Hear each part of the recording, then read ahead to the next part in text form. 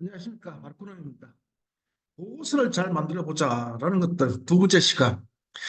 참 보고서를 잘 만들면 아무래도 이제 좀 기업에서 인정받을 수도 있고 또 고객한테 잘 제안이 돼가지고 수주할 수 있는 가능성이 높아집니다. 보고서 잘 만드는 방법 두 번째 시간 가져보겠습니다.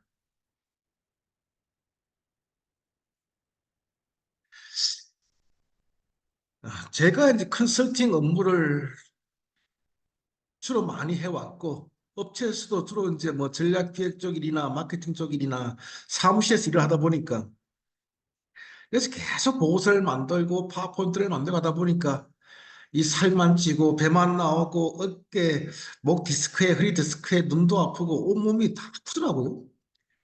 야, 이거 큰 문제예요, 그죠? 이게 책상에 앉아서 줄창나게 이제 보고서만 쓰는 거죠, 그죠? 그런데 이제 어느 순간 이제 그렇겠죠. 책상에 책상에서만 절대 보고서를 쓰지 마라. 우리 진짜 그런 말 많이 합니다, 기업에서. 모든 것은 현장에 답이 있다, 현장에 답이 있다라는 얘기를 해요.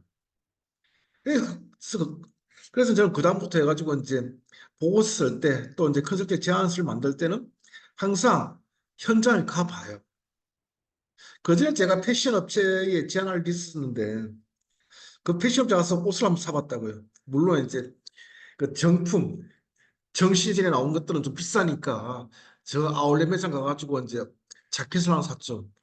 그 자켓을 사가지고 이제 그 자켓을 입고 제안 설명을 했거든요. 그러면 얘기를 했죠. 그 옷을 사면서 또 어떻게 했던지 그런 얘기를 하고 이제 또 옷자랑을 또 한 거죠. 그죠? 그랬더니 거기서 바로 점수를 확 먹고 들어갔습니다. 이마트 제안할 때 이마트 매장을 몇 군데 둘러보고 상품에 대한 진열 상태라든지 또 이제 직원들의 친절도나 어떻게 대응하는지 고객들한테 또 고객들은 어떻게 반응하는지 고객들 표정이 어떠한지 이런 것들.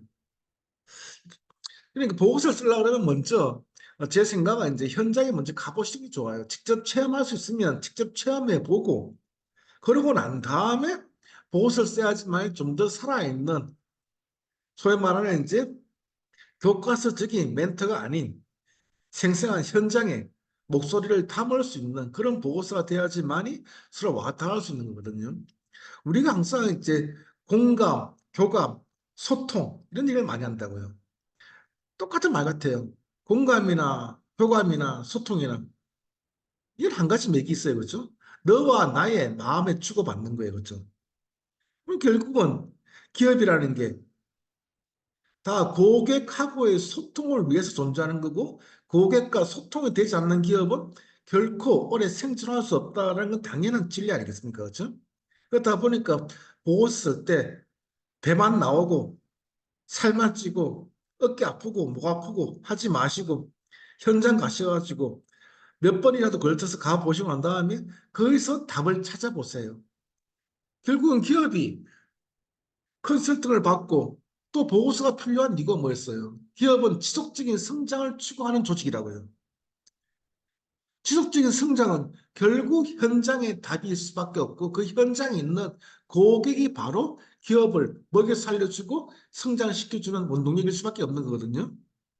그러니까 제안서, 보고서 쓰기 전에 먼저 현장에 가서 직접 체험을 먼저 해보시는 게 가장 먼저 선행적으로 해야 될 일이 아닐까라고 저는 생각하고 있습니다. 그러고 난 다음에 보고서는 다 똑같은 것 같아요. Who, what, how. 요 세 가지만 답이 나오면 되거든요. 복잡할 필요가 전혀 없습니다. 우리는 어느 순간 초, 중, 고등학교 거치면서 기성전결, 서론, 본론, 결론. 야, 이런 식의 그 논법 별로 나이스하지 않습니다. 보고서는 직접 치고 들어가야 돼요. 누구냐? 그죠? Who. 누구를 대상으로 할 거냐? What. 뭘 줄 거냐? 어떻게 줄 거냐? 요거 세 가지 who, what 하면 찾으면 그러면 차별화의 원천을 찾을 수 있는 거예요. 누구? 고객을 타겟팅? what? 상품이나 가치 서비스? how? 어떠한 방식으로 제공? 요 세 가지. 이렇게 했을 때 그러면 후원타워 대비시켜 봤을 때 경쟁사는 어떻게 후원타워를 가져가느냐? 그럼 경쟁사 대비 우리의 후원타워는 어떻게 해야 될 것인가? 이렇게 찾으면 핵심을 딱 짚어쓰는 거 아니겠습니까? 그죠? 그래서 우리는 이렇게 해야 됩니다. 라는 거를 이제 하우투로서 말을 할 수 있다는 거예요. 제가 아까 이제 일례로 이제 이마트를 제안한다. 이마트만 가지 마시고 이마트에 제안한다 했을 때는 이마트의 경쟁, 대상일 수 있는 홈플러스 또 롯데마트 가보시고 또 이마트에 경쟁할 수 있는 쿠팡도 들어가 보시고 또 마켓컬리도 들어가 보시고 그 경쟁이라는 것들이 결국 있지 않습니까? 같이 할인점이다라고 해서 경쟁만이 아니에요. 이마트를 대체할 수 있는 요소들은 다 경쟁인 거예요. 이마트는 오프라인 업체이기 때문에 물론 온라인 딱 있으면 빼고 그렇죠? 오프라인 이마트 제안을 했었을 때 오프라인 할인점만이 경쟁이 아니고 결국은 이마트를 대체할 수 있는 이마트를 안 가더라도 이마트에 갔듯이 상품이나 서비스나 혜택을 받을 수 있는 곳이 있다 그러면 그건 경쟁이 될 수밖에 없는 거예요. 그렇죠? 그래서 이제 who, what, how에 대해서 명확하게 누구한테 무엇을 어떻게 서비스하시면 됩니다. 라는 세 가지만 찾으면 보고서 장수에 상관없이 가장 성공적인 보고서가 아닐까라고 생각되고 있습니다. 보고서 쓰라 그러면 무슨 미술 시간도 아닌데 있지 않습니까? 그림 그리는 친구들 되게 많아요. 그럼 저것도 꼭 한 소리 합니다. 무슨 미술 시간이야? 너가 예술하려고 하냐? 그림만 이쁘게 색깔만 이쁘게 넣으려고 자꾸 애쓰는 사람이 많아요. 그렇게 할 필요 없습니다.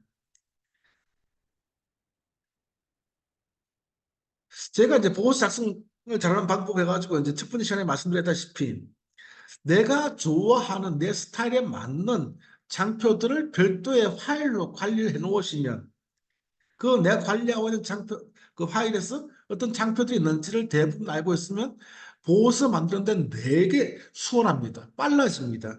또 보기에도 상하 좌우 여백 딱딱 맞게 또 딱 그림과 색깔, 배치, 글자 수, 그림 다 확보해 둘 수 있거든요.